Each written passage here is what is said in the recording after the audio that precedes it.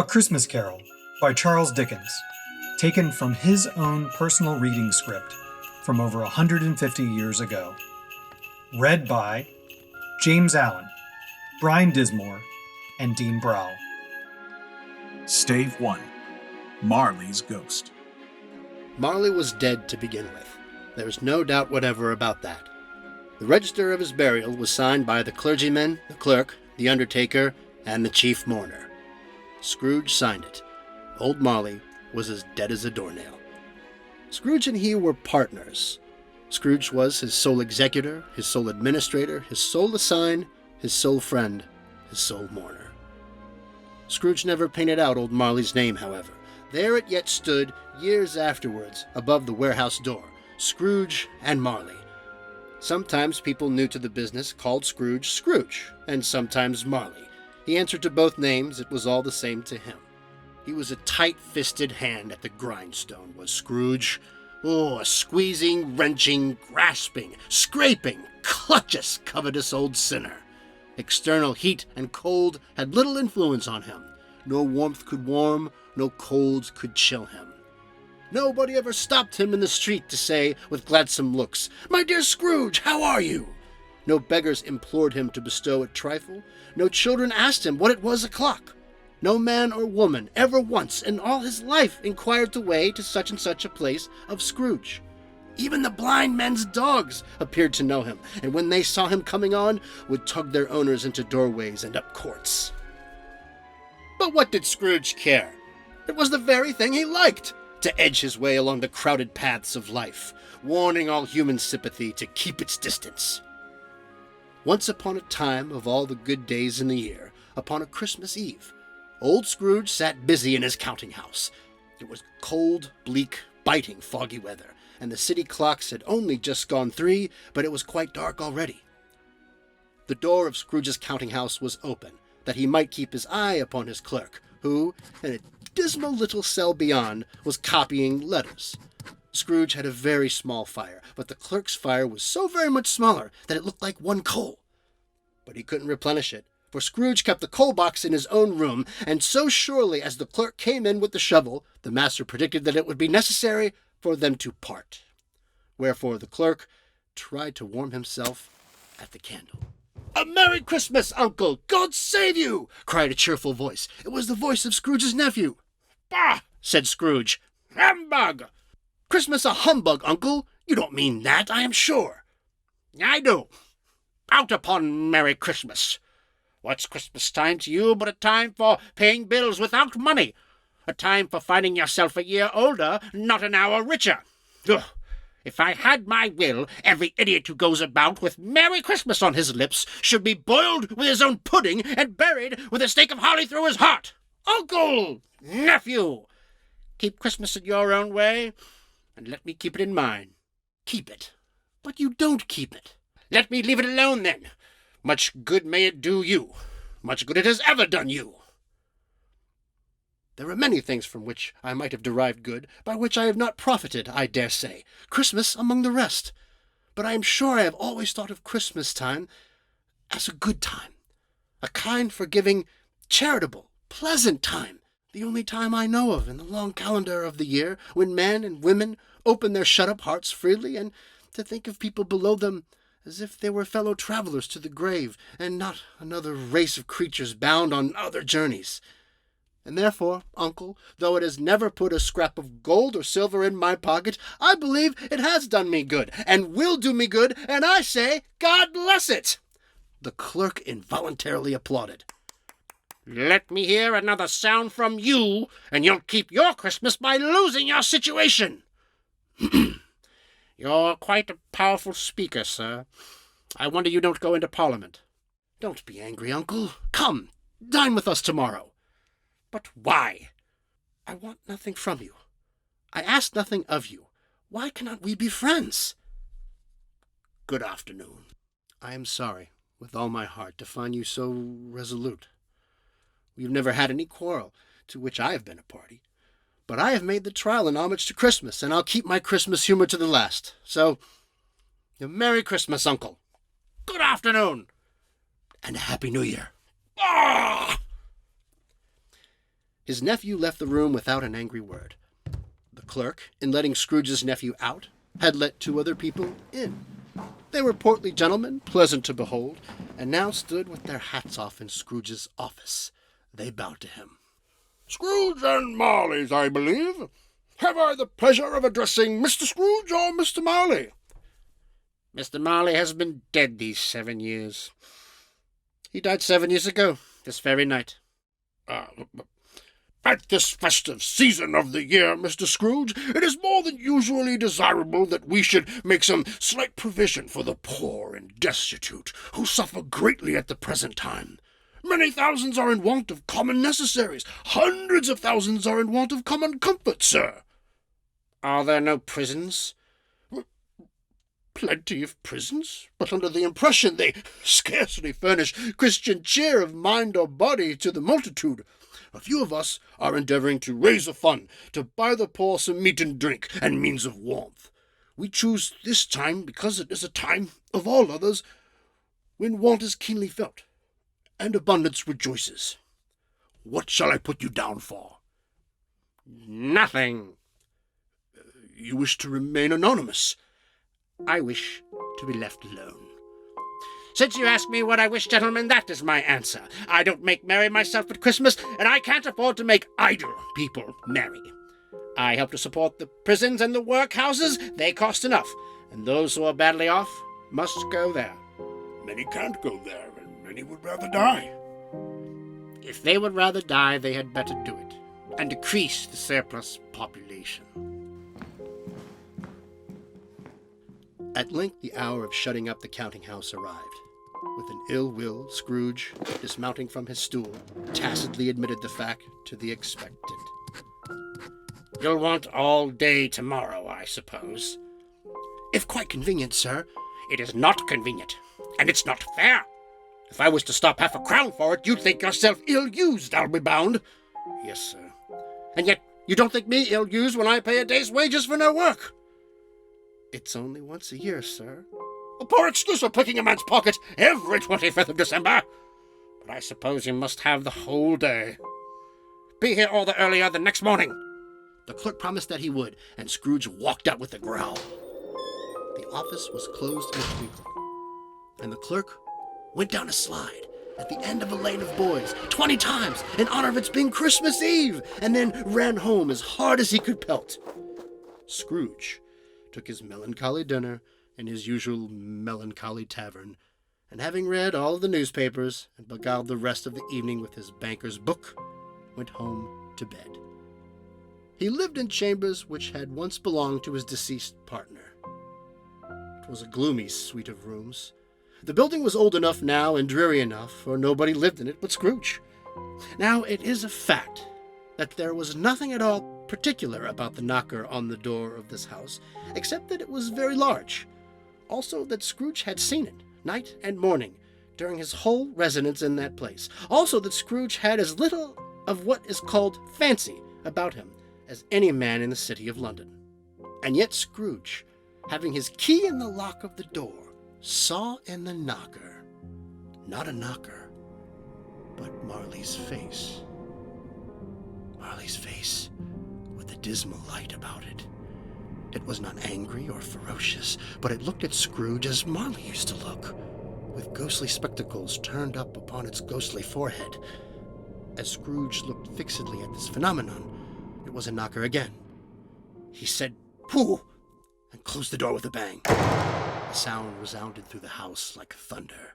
He fastened the door and walked across the hall and up the stairs, slowly too, trimming his candle as he went. Up Scrooge went, not carrying a button for its being very dark. Darkness is cheap, and Scrooge liked it. He shut his heavy door and locked himself in, double-locked himself in, which was not his custom.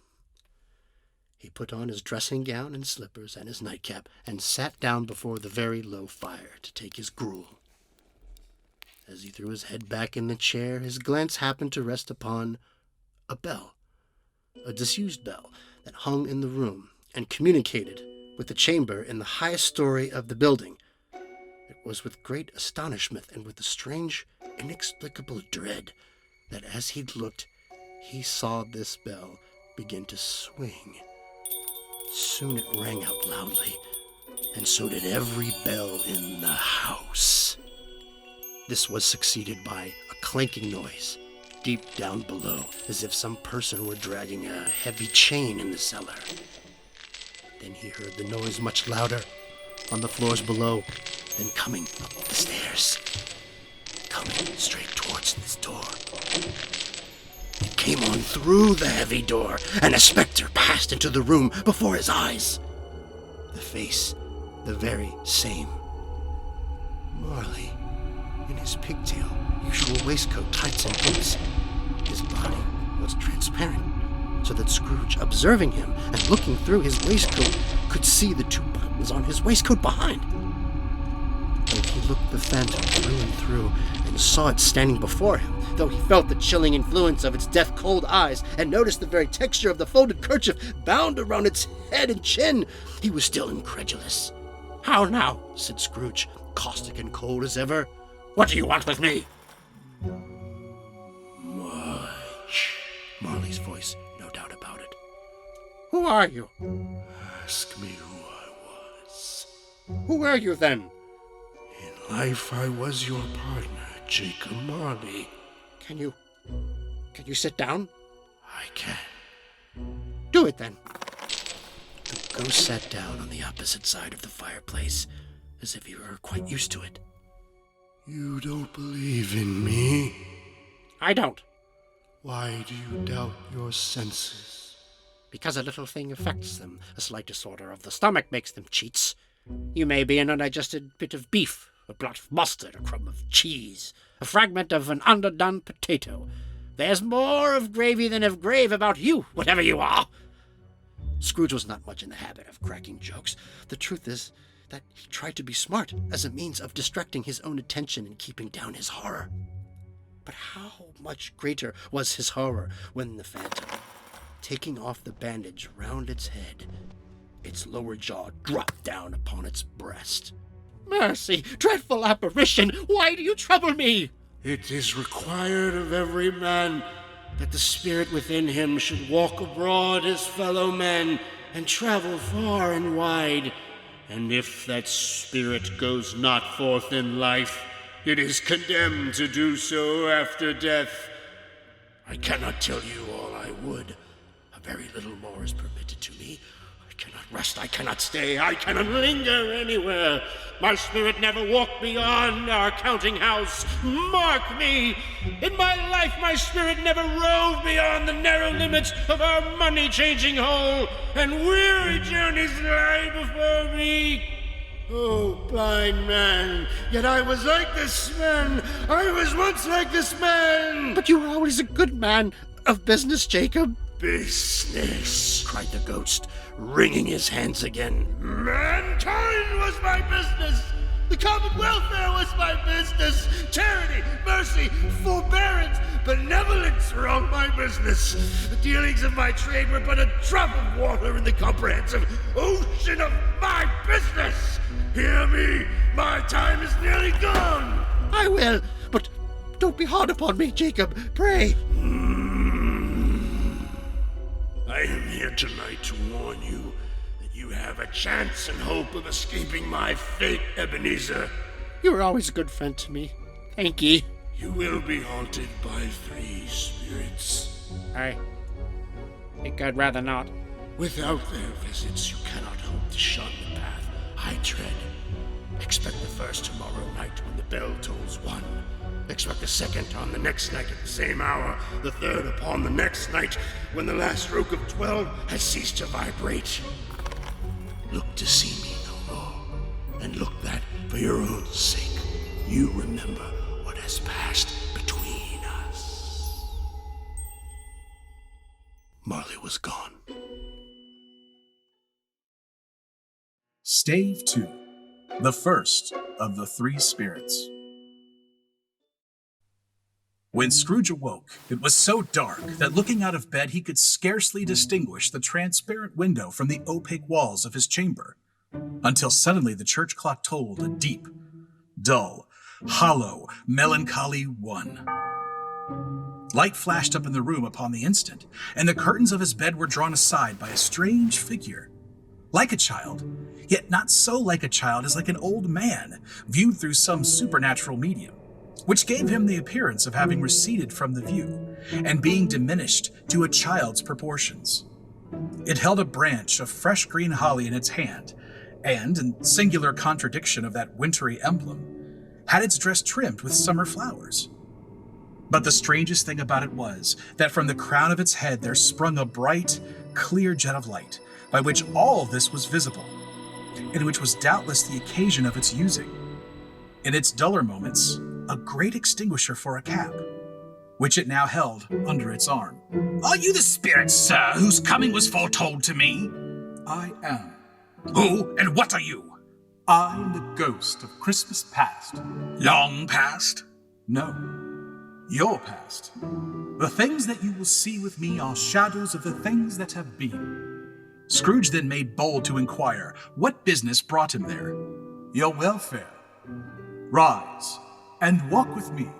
It would have been in vain for Scrooge to plead that the weather and the hour were not adapted to pedestrian purposes, that bed was warm and the thermometer a long way below freezing, that he was clad but lightly in his slippers, dressing gown, and nightcap, and that he had a cold upon him at that time. The grasp, though gentle as a woman's hand, was not to be resisted. He rose, but finding that the spirit made towards the window, clasped its robe in supplication. I'm a mortal and liable to fall. Bear but a touch of my hand there, said the spirit, laying it upon its heart, and you shall be upheld in more than this. As the words were spoken, they passed through the wall and stood in the busy thoroughfares of a city. It was made plain enough by the dressing of the shops that here, too, it was Christmas time. The ghost stopped at a certain warehouse door and asked Scrooge if he knew it. Know it? Was I apprenticed here? They went in, at sight of an old gentleman in a Welsh wig, sitting behind such a high desk that if he had been 2 inches taller, he must have knocked his head against the ceiling. Scrooge cried in great excitement, Why, it's old Fezziwig! Bless his heart, it's Fezziwig alive again! Old Fezziwig laid down his pen and looked up at the clock, which pointed to the hour of 7. He rubbed his hands, adjusting his capacious waistcoat, and called out in a comfortable, oily, rich, fat, jovial voice, Yo-ho there, Ebenezer! Dick! A living and moving picture of Scrooge's former self, a young man, came briskly in, accompanied by his fellow prentice. Dick Wilkins, to be sure, said Scrooge to the ghost. My old fellow prentice. Bless me, yes, there he is. He was very much attached to me. Poor Dick, dear, dear. Yo-ho, my boys, said Fezziwig. No more work tonight. Christmas Eve. Christmas. Let's have the shutters up before a man can say Jack Robinson. Clear away, my lads, and let's have lots of room here. Clear away. There was nothing they wouldn't have cleared away, or couldn't have cleared away, with old Fezziwig looking on. It was done in a minute. Every movable was packed off, as if it were dismissed from public life forevermore. The floor was swept, watered, and prepared for a dance. Old Fezziwig stood out to dance with Mrs. Fezziwig. Top couple, too, with a good stiff piece of work cut out for them, 3 or 4 and 20 pair of partners, people who were not to be trifled with, people who would dance and had no notion of walking. When the clock struck 11, this domestic ball broke up. Mr. and Mrs. Fezziwig took their stations, one on either side of the door, and shaking hands with every person individually as he or she went out, wishing him or her a Merry Christmas. When everybody had retired but the 2 prentices, they did the same to them, and thus the cheerful voices died away, and the lads were left to their beds, which were under a counter in the back shop. A small matter, said the ghost, to make these silly folks so full of gratitude. He has spent but a few pounds of your mortal money, 3 or 4 perhaps. Is that so much that he deserves this praise? It isn't that, said Scrooge, heated by the remark and speaking unconsciously like his former, not his latter self. It isn't that, spirit. He has made the power to render us happy or unhappy, to make our service light or burdensome, a pleasure or a toil. Say that his power lies in words and looks, in things so slight and insignificant that it is impossible to add and count him up? What then? The happiness he gives us is quite as great as if it costs a fortune. He felt the spirit's glance and stopped. What is the matter? Nothing particular. Something, I think. No. I should like to be able to say a word or two to my clerk just now. That's all. My time grows short, observed the spirit. Quick! This was not addressed to Scrooge or to anyone whom he could see, but it produced an immediate effect. For again he saw himself. He was older now, a man in the prime of his life. He was not alone, but sat by the side of a fair young girl in a black dress, in whose eyes there were tears. It matters little, she said softly to Scrooge's former self. To you, very little. Another idol has displaced me, and if it can comfort you in time to come, as I would have tried to do, I have no just cause to grieve. What idol has displaced you? The golden one. You fear the world too much. I have seen your noble aspirations fall off one by one until the master passion, gain, engrosses you. What then? Even if I have grown so much wiser, what then? I'm not changed towards you. Have I ever sought release from our engagement? In words, no, never. And what then? In a changed nature, in an altered spirit, in another atmosphere of life, another hope as its great end. If you were free today, tomorrow, yesterday, even I believe that you would choose a dowerless girl, or choosing her, do I not know that your repentance and regret would surely follow? I do, and I release you, with a full heart for the love of him who you once were. Spirit, remove me from this place. I have told you that these are the shadows of the things that have been, said the ghost, that they are what they are. Do not blame me. Remove me, Scrooge exclaimed. Leave me, take me back, haunt me no longer. As he struggled with the spirit, he was conscious of being exhausted, and overcome by his irresistible drowsiness, and further, of being in his own bedroom. He had barely time to reel to bed before he sank into a heavy sleep. Stave 3, the second of the three spirits. Scrooge awoke in his bedroom. There was no doubt about that. But it and his own adjoining sitting room, into which he had shuffled in his slippers, attracted by a great light there, had undergone a surprising transformation. The walls and ceiling were so hung with living green that it looked a perfect grove. The leaves of holly, mistletoe, and ivy reflected back the light, as if many more little mirrors had been scattered there, and such a mighty blaze went roaring up in the chimney as that hearth had never known in Scrooge's time. Heaped upon the floor to form a kind of throne were turkeys, geese, long wreaths of sausages, mince pies, plum puddings, red-hot chestnuts, juicy oranges, luscious pears, and great bowls of punch. In easy state upon this couch sat there a giant, glorious to see, who bore a glowing torch, in shape not unlike Plenty's horn, and who raised it high to shed its light on Scrooge as he came peeping round the door. Come in, and know me better, man. I'm the ghost of Christmas present. Look upon me. You have never seen the likes of me before. Never! Have never walked forth with the younger members of my family, meaning, for I am very young. My elder brothers born in these late years, Pursued the phantom. I don't think I have. I'm afraid I have not. Have you had many brothers, Spirit? more than 1,800. A tremendous family to provide for, Spirit. Conduct me where you will. I went forth last night on compulsion, and I learnt a lesson which is working now. Tonight, if you ought to teach me, let me profit by it. Touch my robe. Scrooge did as he was told, and held it fast.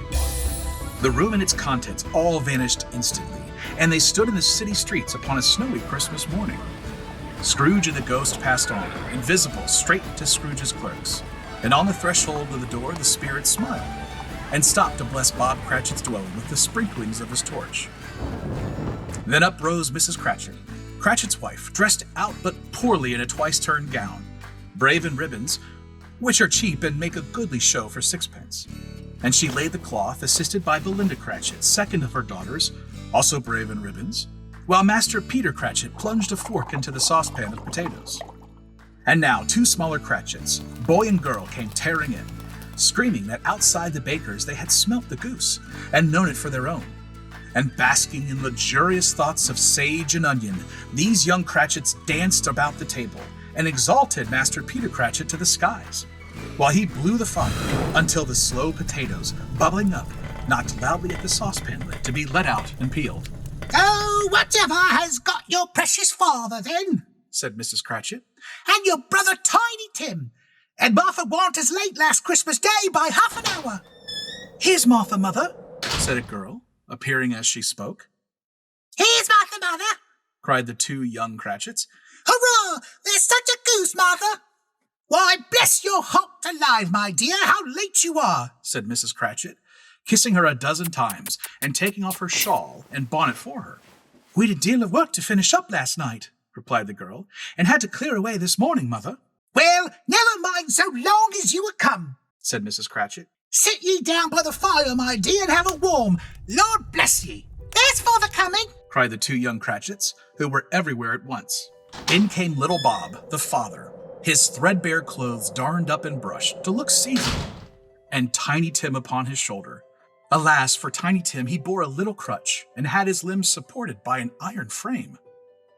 Martha ran into his arms, while the 2 young Cratchits hustled Tiny Tim and bore him off to the wash-house that he might hear the pudding singing in the copper. "And how did little Tim behave?" asked Mrs. Cratchit, when she had rallied Bob on his credulity, and Bob had hugged his daughter to his heart's content. As good as gold, said Bob. and better. Somehow he gets thoughtful, sitting by himself so much, and thinks the strangest things you've ever heard. He told me coming home that he hoped the people saw him in the church because he was a cripple, and it might be pleasant for them to remember, upon Christmas Day, who made lame beggars walk and blind men see. Bob's voice was tremulous when he told them this, and trembled more when he said that Tiny Tim was growing strong and hearty. Master Peter and the 2 ubiquitous young Cratchits went to fetch the goose, with which they soon returned in high procession. Bob took Tiny Tim beside him in a tiny corner at the table.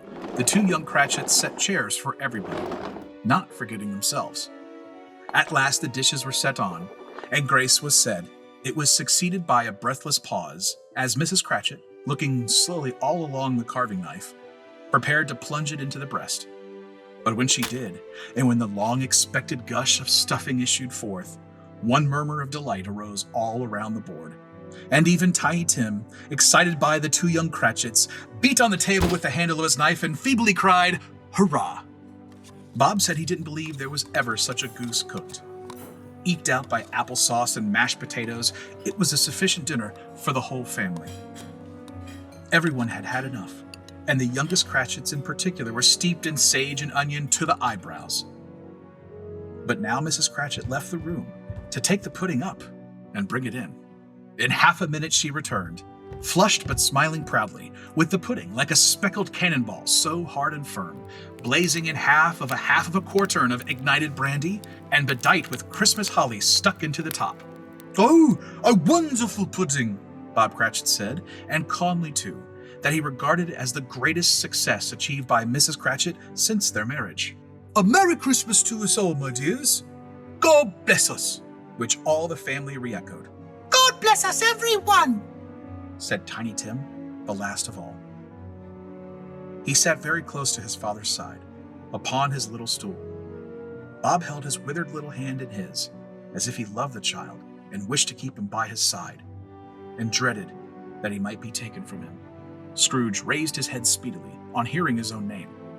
"Mr. Scrooge," said Bob. "I'll give you Mr. Scrooge, the founder of the feast." "The founder of the feast, indeed!" cried Mrs. Cratchit, reddening. "I wish I had him here. I'd give him a piece of my mind to feast upon, and I'd hope he'd have a good appetite for it." "My dear," said Bob. "the children. Christmas Day." "It should be Christmas Day, I'm sure, said she. on which one drinks the health of such an odious, stingy, hard, unfeeling man as Mr. Scrooge. You know he is, Robert. Nobody knows it better than you do, poor fellow." "My dear," was Bob's mild answer. "Christmas Day." "I'll drink his health for your sake in the days," said Mrs. Cratchit. "but not for his. Long life to him. a Merry Christmas and a Happy New Year. He'll be very merry and very happy, I have no doubt. They were not a handsome family. They were not well dressed. Their shoes were far from being waterproof. Their clothes were scanty. And Peter might have known, and very likely did, the inside of a pawnbroker's. But they were happy, grateful, pleased with one another, and contented with the time. And when they faded and looked happier yet in the bright sprinklings of the Spirit's torch at parting, Scrooge had his eye upon them, and especially on Tiny Tim, until the last. It was a great surprise to Scrooge as the scene vanished to hear a hearty laugh. It was a much greater surprise to Scrooge to recognize it as his own nephew's, and to find himself in a bright, dry, gleaming room, with the Spirit standing smiling by his side, and looking at that same nephew. There is nothing in the world so irresistibly contagious as laughter and good humor. When Scrooge's nephew laughed, Scrooge's niece by marriage laughed as heartily as he. And their assembled friends, being not a bit behindhand, laughed out lustily. There was first a game called Yes and No. Scrooge's nephew had to think of something, and the rest must find out what. He only answering to their questions yes or no, as the case was. The fire of questioning to which he was exposed elicited from him that he was thinking of an animal. Rather, a disagreeable animal. An animal that growled and grunted sometimes, and talked sometimes, and lived in London, and walked about the streets, and didn't live in a menagerie, and was not a horse, or a cow, or a bull, or a tiger, or a dog, or a pig, or a cat, or a bear. At every new question put to him, this nephew burst into a fresh roar of laughter, and was so inexpressibly tickled that he was obliged to get up off the sofa and stamp. At last the plump sister called out, I have found it out! I know what it is, Fred! I know what it is! "What is it?" cried Fred. It's your Uncle Scrooge! Which it certainly was. Admiration was the sentiment, though some objected that the reply to, "Is it a bear?" ought to have been yes. Uncle Scrooge had imperceptibly become so gay and light of heart, but the whole scene passed off in the breath of the last words spoken by his nephew, and he and the Spirit were again upon their travels. Much they saw, and far they went, and many homes they visited, but always with a happy end. Suddenly, as they stood together in an open place, the bell struck 12. Scrooge looked about him for the ghost, and saw it no more.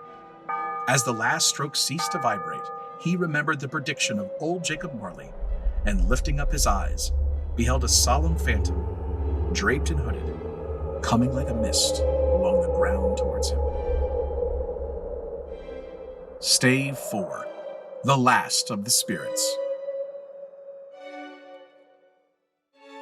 The phantom slowly, gravely, silently approached. When it came near him, Scrooge bent down upon his knee, for in the air through which his spirit moved, it seemed to scatter gloom and mystery. It was shrouded in a deep black garment, which concealed its head, its face, its form, and left nothing of it visible, save one outstretched hand. He knew no more, for the spirit neither spoke nor moved. I am in the presence of the ghost of Christmas yet to come. Ghost of the future, I fear you more than any spectre I have seen. But as I know your purpose is to do me good, and as I hope to live to be another man from what I was, I am prepared to bear you company, and do it with a thankful heart. Will you not speak to me? It gave him no reply. The hand was pointed straight before them. Lead on, lead on! The night is waning fast, and it is precious time to me, I know. Lead on, spirit! They scarcely seemed to enter the city, for the city rather seemed to spring up about them. But there they were, in the heart of it, amongst the merchants. The spirit stopped beside one little knot of business people. Observing that the hand was pointed to them, Scrooge advanced to listen to their talk. No, said a great man with a monstrous chin. I don't know much about it either way. I only know that he's dead. When did he die? Inquired another. Last night, I believe. Why, what was the matter with him? I thought he'd never die.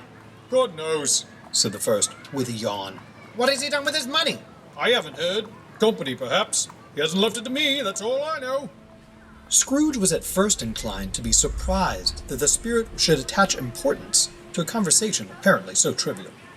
But feeling assured that it must have some hidden purpose, he set himself to consider what it was likely to be. It could scarcely be supposed to have any bearing on the death of Jacob, his old partner, for that was past, and this ghost's province was the future. He looked about in that very place for his own image, but another man stood in his accustomed corner, and though the clock pointed to his usual time of day for being there, he saw no likeness of himself among the multitudes that poured in through the porch. It gave him little surprise, however, for he had been revolving in his mind a change of life, and he thought and hoped he saw his newborn resolutions carried out in this. They left this busy scene and went into an obscure part of town, to a low shop where iron, old rags, bottles, bones, and greasy offal were bought. A gray-haired rascal of great age sat, smoking his pipe. Scrooge and the Phantom came into the presence of this man, just as a woman with a heavy bundle slunk into the shop. What have you got to sell? What have you got to sell? Half a minute's patience, Joe, and you shall see. Every person has a right to take care of themselves. He always did. Who's the worse for loss of a few things like these? Not a dead man, I suppose. If you wanted to keep him after he was dead, wicked old screw, why wasn't he natural in his lifetime? If he had been, he'd have somebody to look after him when he was struck with death, instead of lying and gasping his last out there, alone by himself. It's the truest word that was ever spoke. It's a judgment on him. I wish there was a little heavier judgment. It should have been. You may depend upon it, if I could have laid my hands on anything else. Open that bundle, old Joe, and let me know the value of it. Speak out plain. Joe went down on his knees for the greater convenience of opening the bundle, and dragged out a large, heavy roll of some dark stuff. What do you call this? Bed curtains? Ah, bed curtains. Don't drop that oil upon the blankets now. His blankets? Who else's do you think? He isn't likely to take cold without 'em, I dare say. Ah, you could look through that shirt till your eyes ache, but you won't find a hole in it, nor a threadbare place. It's the best he had, and a fine one, too. They'd have wasted it by dressing him up in it, if it hadn't been for me. Scrooge listened to this dialogue in horror. Spirit, I see. The case of this unhappy man might be my own. My life tends that way now. Merciful heavens, what is this? The scene had changed, and now he almost touched a bare, uncurtained bed. A pale light, rising in the outer air, fell straight upon his bed, and on it, unwatched, unwept, uncared for, was the body of this plundered, unknown man. Spirit, let me see some tenderness connected with a death, or this dark chamber spirit will forever be present to me. The ghost conducted him to poor Bob Cratchit's house, the dwelling he had visited before, and found the mother and the children seated around the fire. Quiet. Very quiet. The noisy little Cratchits were as still as statues in one corner, and sat looking up at Peter, who had a book before him. The mother and her daughters were engaged in needlework, but surely they were very quiet. And then he took a child and set him in the midst of them. The mother laid her work upon the table and put her hand up to her face. "The color hurts my eyes," she said. "They're better now. It makes them weak by candlelight, and I wouldn't show weak eyes to your father when he comes home for the world. It must be near his time. I think he's walked a little slower than he used these last few evenings. I've known him walk with Tiny Tim upon his shoulder. But he was very light to carry, and his father loved him so that it was no trouble. No trouble. And there's your father at the door." She hurried out to meet him, and little Bob and his comforter, he had need of it, poor fellow, came in. His tea was ready for him on the hob. Then the two young Cratchits got upon his knees and laid, each a child, a little cheek against his face, as if they said, "Don't mind it, Father. Don't be grieved." "You went today, then, Robert?" "Yes, my dear," returned Bob. "I wish you could have gone. It would have done you good to see how green a place it is. But you'll see it often. I promised that I would walk there on a Sunday. My little child. My little child." He broke down all at once. He couldn't help it. "Spectre," said Scrooge, "something informs me that our parting moment is at hand. I know it, but I know not how.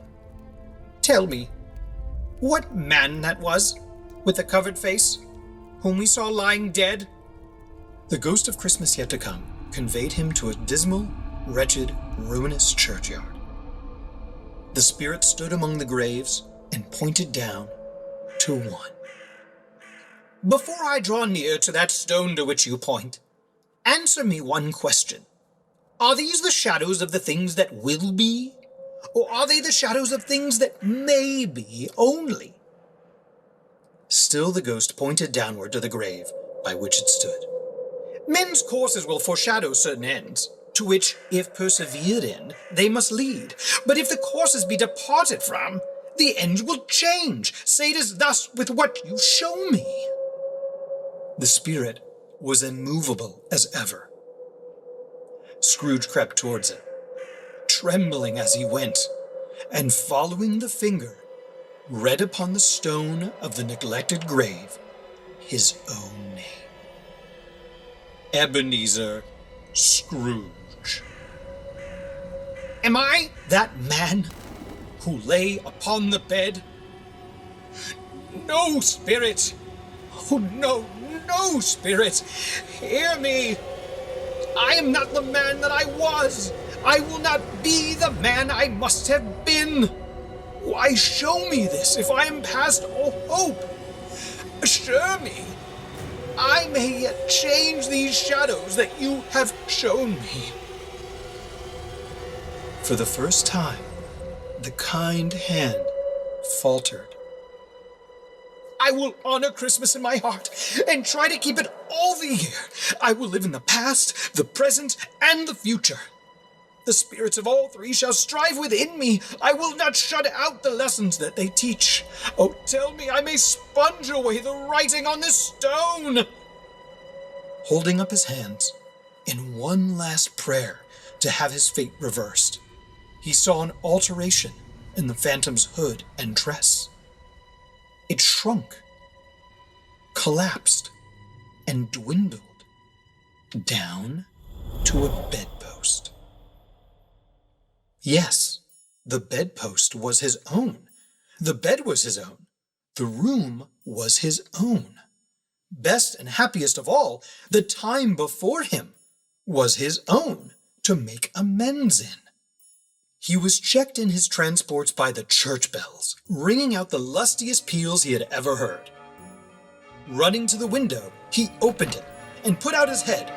No fog, no mist, no night. Clear, bright, stirring golden day. "What's today?" cried Scrooge, calling downward to a boy in his Sunday clothes. "Huh? What's today, my fine fellow?" Today? Why, Christmas Day. "It's Christmas Day! I haven't missed it! Hello, my fine fellow! Hello. Do you know the poulterers in the next street but one at the corner? I should hope I did. An intelligent boy, a remarkable boy. Do you know whether they've sold the prize turkey that was hanging up there? Not the little prize turkey, the big one? What, the one that's big as me? What a delightful boy. It is a pleasure to talk to him. Yes, my buck. It's hanging there now. It is? Well, go and buy it. Okay. Exclaimed the boy. No. I'm in earnest. Go and buy it and tell them to bring it here, that I may give them the direction of where to take it. Come back with a man and I'll give you a shilling. Come back with him in less than 5 minutes and I'll give you half a crown. The boy was off like a shot. I'll send it to Bob Cratchit's. He shan't know who sends it. It's twice the size of Tiny Tim. What a joke sending it to Bob. Bob's will be. The hand in which he wrote the address was not a steady one, but write it he did, somehow, and went down the stairs to the street door, ready for the coming of the poulterer's man. It was a turkey. He never could have stood upon his legs, that bird. He would have snapped him off short in a minute like sticks of sealing wax. Scrooge dressed himself all in his best, and at last got out into the streets. The people were by this time pouring forth, and he had seen them with the ghost of Christmas present. And, walking with his hands behind him, Scrooge regarded everyone with a delightful smile. He looked so irresistibly pleasant that 3 or 4 good-humored fellows said, "Good morning, sir. A Merry Christmas to you." And Scrooge said often afterwards that of all the blithe sounds he had ever heard, that these were the blithest in his ears. In the afternoon, he turned his steps towards his nephew's house. He passed the door a dozen times before he had the courage to go up and knock. But he made a dash, and he did it. "Is your master home, my dear?" said Scrooge to the girl. "Yes, sir." "Where is he, my love?" "He's in the dining room, with his mistress." "He knows me," said Scrooge, with his hand already on the dining room lock. "I'll go in here, my dear." "Fred!" "Why, bless my soul!" cried Fred. "Who's that?" "It is I, your Uncle Scrooge. I have come to dinner. Will you let me in, Fred?" Let him in? It is a mercy he didn't shake his arm off. He was at home in 5 minutes. Nothing could be heartier. Wonderful party, wonderful games, wonderful unanimity, wonderful happiness. But Scrooge was early at the office the next morning. Oh, he was early. If he could only be there first and catch Bob Cratchit coming in late, that was the thing he had set his heart upon. And he did it. The clock struck 9. No Bob. A quarter past. No Bob. Bob was a full 18 minutes and a half behind his time. Scrooge sat with his door wide open that he might see him come in. Bob's hat was off before he even opened the door, his comforter too. He was on his stool in a jiffy, driving away with his pen as if he were trying to overtake 9 o'clock. "Hello?" growled Scrooge in his accustomed voice, as near as he can feign it. "What do you mean by coming in here this time of day?" "I'm very sorry, sir. I'm behind my time." "You are?" "Yes, I think you are. Step this way, if you please." "It's only once a year, sir. It should not be repeated. I was making rather merry yesterday, sir." "Now I'll tell you what, my friend. I'm not going to stand for this sort of thing any longer, and therefore—" Scrooge continued, leaping from his stool and giving Bob such a dig in the waistcoat that he staggered back. "And therefore, I am going to raise your salary." Bob trembled. "A Merry Christmas, Bob," said Scrooge with an earnestness that could not be mistaken, as he clapped him on the back. "A merrier Christmas, Bob, my good fellow, than I have given you for many a year. I'll raise your salary and endeavor to assist your struggling family, and we will discuss your affairs this very afternoon over a Christmas bowl of smoking bishop, Bob. Make up the fires and buy a second coal scuttle before you dot another I, Bob Cratchit." Scrooge was better than his word. He did it all, and infinitely more. And to Tiny Tim, who did not die, he was a second father. He became as good a friend, as good a master, and as good a man as the good old city knew, or any other good old city, town, or borough in the good old world. Some people laughed to see the alteration in him, but his own heart laughed, and that was quite enough for him. He had no further interaction with spirits, and it was always said of him that he knew how to keep Christmas well if any man alive possessed the knowledge. May that be truly said of us, and all of us. And so, as Tiny Tim observed, God bless us everyone.